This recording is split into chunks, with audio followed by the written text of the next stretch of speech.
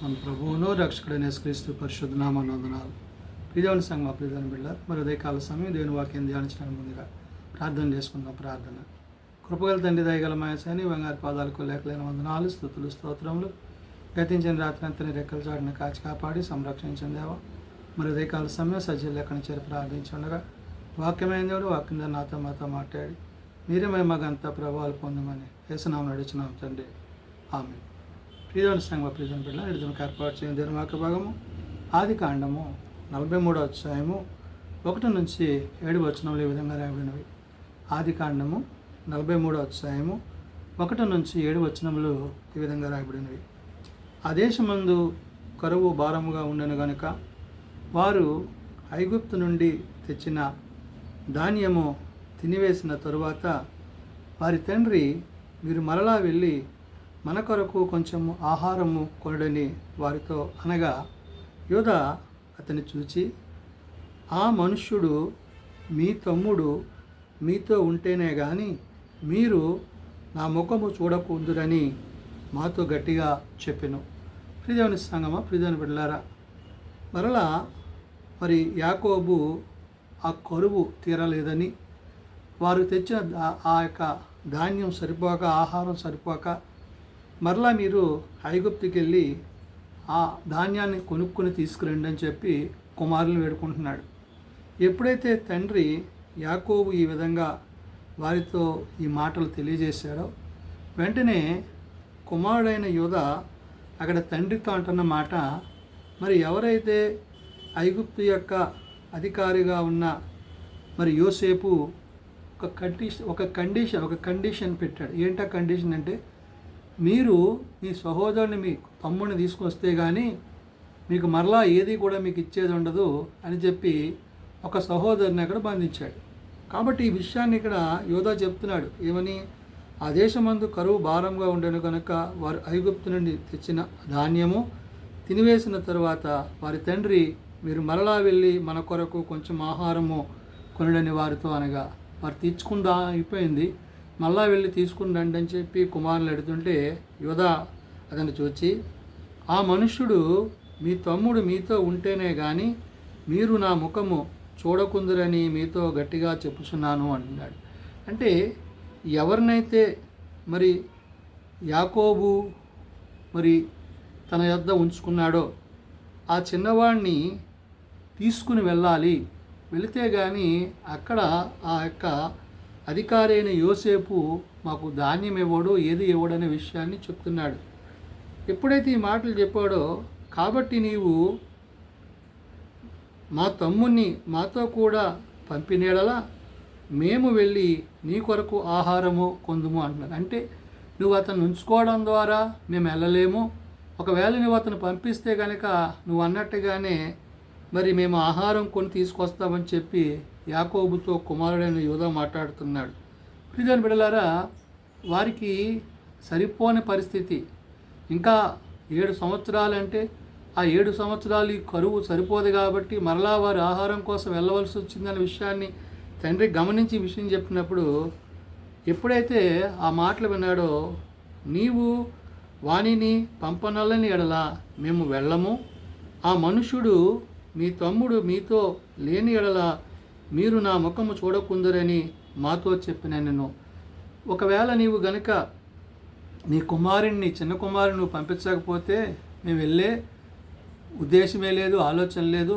ఒకవేళ ఆయన పంపితే మేము వెళ్ళడానికి సిద్ధమే అనే మాటని ఇక్కడ తండ్రికి యోధా గుర్తు చేశాడు. అందుకే అంటున్నాడు, నీవు వాడిని పంపనల్లని ఎడలా మేము వెళ్ళము, నువ్వు అతను పంపించకపోతే మేము వెళ్ళము, ఆ మనుషుడు మీ తమ్ముడు మీతో లేని ఎడల మీరు నా ముఖము చూడకుందరని మాతో చెప్పిన నేను. ఎప్పుడైతే ఆ యొక్క ఐగుప్తు దేశపు యొక్క అధికారి అయిన మరి యోసేపు ఈ మాటలు చెప్పాడు, ఆ మాటల్ని తండ్రికి గుర్తు చేశారు.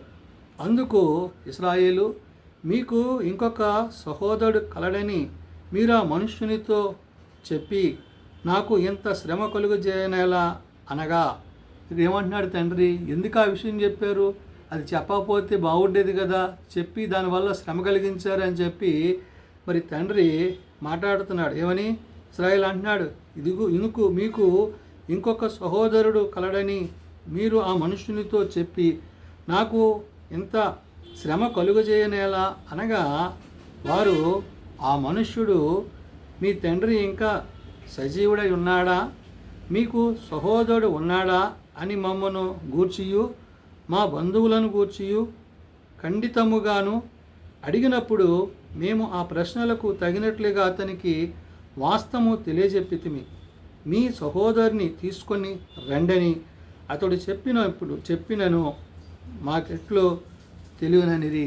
ఇక్కడ వాళ్ళ యథార్థతను, వాళ్ళ యొక్క నీతిని, వాళ్ళ యొక్క సత్యాన్ని తండ్రి దగ్గర చెప్తున్నారు. అంటే యాకోబు అనగా ఇస్రాయేలుగా అనగా యాకోబు కాబట్టి యాకోబుతో వారి విషయాన్ని చెప్తారు. ఏమని, వాళ్ళు ఏమని కండిషన్ పెట్టారో ఆ కండిషన్ ఒప్పుకుంటూ వారు ఆ మనుష్యుడు మీ తండ్రి ఇంకా సజీవుడై ఉన్నాడా అన్నాడు. ఎవరో యోసేపు అడుగుతున్నాడు, మీ తండ్రి ఇంకా బతుకున్నాడా అంటే ఉన్నాడని చెప్పారు. మీకు సహోదరుడు ఉన్నాడని మమ్మను గూర్చియు మా బంధువులను గూర్చియు ఖండితముగా అడిగినప్పుడు మేము ఆ ప్రశ్నలకు తగినట్లుగా అతనికి వాస్తవము తెలియచెప్పితిమి. అతను అడిగిన ప్రతి ప్రశ్నకి కూడా మేము సరైన రీతిలో సమాధానం చెప్పాము. మీ సహోదరుని తీసుకొని రండని అతడు చెప్పునని మాకెట్లు తెలియననిది. ఒకవేళ నువ్వు అన్నట్టుగా తీసుకుని రమ్మని అంటాడని మాకు ఎలా తెలుస్తుంది? అడిగిన దానికి ఉన్నదానికి మేము సమాధానం చెప్పాము. మమ్మల్ని ఏమో వేగులవారు అన్నారు, మా మీదేమో కఠినమైన చట్టాలు పెట్టారు. అయితే మేము అక్కడి నుంచి తిరిగి రావడం అనేది జరిగే పని కాని పరిస్థితుల్లో మేము ఉన్న వాస్తవాలన్నీ చెప్పామని చెప్పి మరి కుమారులు తండ్రికి తెలియజేస్తున్నారు. ప్రియమైన బిడ్డలారా, దేవుని ఎదుట మనము వాస్తవం కలిగి ఉండాలి, యథార్థత కలిగి ఉండాలి, సత్యాన్ని కలిగి ఉండాలి.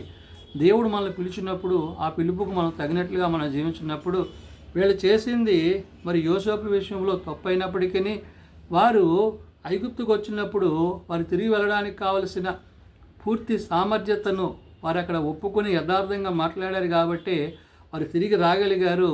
ఇప్పుడు మరలా తిరిగి వెళ్ళగలుగుతానికి మరి తమ్ముని కూడా తీసుకుందామని అంటున్నాడు. ఎందుకని అంటే ఇక్కడ యోసేపు అతను చూడాలన్న ఉద్దేశం కలిగి తన తండ్రిని గురించి తన సహోదరుని గురించి ఒక ఆలోచన కలిగి ఉన్నాడు కాబట్టి దైవభయం కలిగిన వాడు కాబట్టి తన ఈ మాటలను ఇక్కడ చెప్పాడు. ఆ విషయాలను బిడ్డలు మరి కుమారులు తండ్రికి తెలియజేశారు. కాబట్టి నేడు మనము దేవుని యథార్థత కలిగి ఉంటే, సత్యాన్ని కలిగి ఉంటే, నీతిని కలిగి ఉంటే దేవుడు తప్పక మన ఎడల కూడా మన పట్ల కూడా ఆయన తన ప్రేమను కనుపరిచి మనలను మరణముల నుండి పాపం నుండి విడిపించి ఆయన నీతిని మనకు అనుగ్రహించునని ఏదైనా వాక్య భాగము తెలియజేసిన మాటలు ప్రార్థన చేసుకుందాం. ప్రేమగల తండ్రి, దయగల ప్రభువా, కృపగల మా యేసయ్య, ఉదయకాల సమయము నిజమైన ఆయన మరి తిరిగి వారికి ఆహారము కొదువై ఉన్నప్పుడు తిరిగి మరలా ఐగుప్తుకు వెళ్ళి ఆహారం కొనవలసిన పరిస్థితుల్లో మరి తండ్రి వేడుకున్నప్పుడు నాయన మరి యోధా మాట్లాడిన మాటలు మరి చిన్నవాడిని పంపకపోతే వారు మాకు సహాయం చేయమని చెప్పిరని వారు యథార్థత కలిగి మాటలు అక్కడ తెలియజేసినప్పుడు తండ్రి కఠినం ఇచ్చినప్పటికీ అయ్యా నీవు నీ బిడ్డల పక్షంగా ఉండి మరి యోసేపు పక్షముగా నువ్వు అక్కడ నుండి యోసేపు ద్వారా మరలా వారందరికీ సహాయం చేయడానికి నువ్వు సిద్ధంగా ఉన్నావు. కాబట్టి నాయన నేడు మేమును కూడా అటు యథార్థత కలిగి నీతిని అనుసరించి సత్యాన్ని అనుసరించినప్పుడు నీవు మా పట్ల కూడా ప్రేమ కలిగి మేము చేయి పనులింట్లో మీ సహాయం మాకు అనుగ్రహించుదురని నమ్ముచున్నాం. ఎవరైతే బలహీనలు ఉన్నారో బలపరచండి, ఎవరైతే రోగులు ఉన్నారో స్వస్థపరచండి, ఎవరైతే నీ సన్నిధిలో ప్రార్థన అవసరాలు కలిగి ఉన్నారో అట్టి వాణ్యాలను దర్శించి దీవించి ఏదైనా పరిచయంలో నీ సన్నిధి మాపే ఉంచమని, మీరు అక్కడికే మమ్మల్ని సిద్ధపరచమని యేసునామములో అడుగుచున్నాం తండ్రి, ఆమేన్. పరలోకమందున మా తండ్రి, నీ నామం పరిశుద్ధపరచబడిగాక, నీ రాజ్యం వచ్చుగాక, నీ చిత్తం పరలోకమందు నెరవేర్చినట్లు భూమి మీద నెరవేరుగాక. మానిద నాడు మాకు దయచేయం. మిడల ప్రార్థన చేస్తున్న వారిని మేము క్షమించున్న ప్రకారం మా ప్రార్థనలను క్షమించు. శోధనలో తేక దుష్టులను తప్పించు. రాజ్యము, శక్తి, మహిమ నిరంతరము నీవే ఉన్నావు తండ్రి, ఆమేన్. మన పరమతైన దేవుని ప్రేమ, ప్రభువైన యేసుక్రీస్తు కృప, ఆదరణకర్త అయిన పరిశుద్ధాత్మ సహాయము సదా తోడేండి సంరక్షించునుగాక, ఆమేన్.